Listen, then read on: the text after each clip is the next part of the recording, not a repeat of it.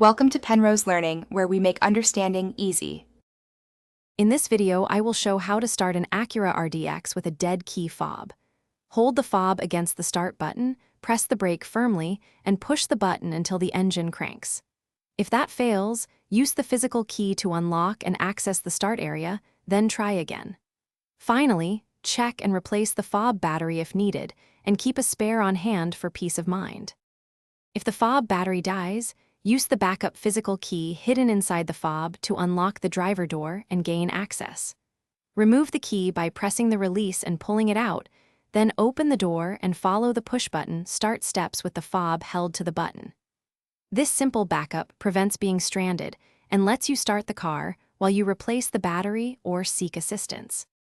Quick recommendation: if you are enjoying useful life hacks like this, please subscribe and like the video to support the channel.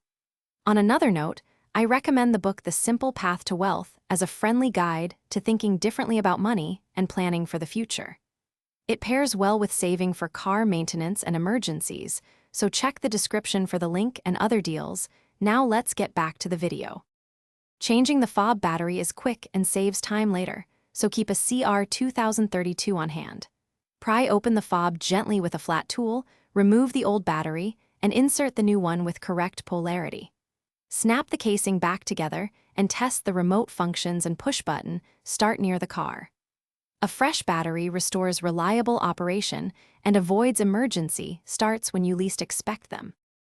Thanks for watching. If this was helpful, leave a like and consider subscribing. See you next time.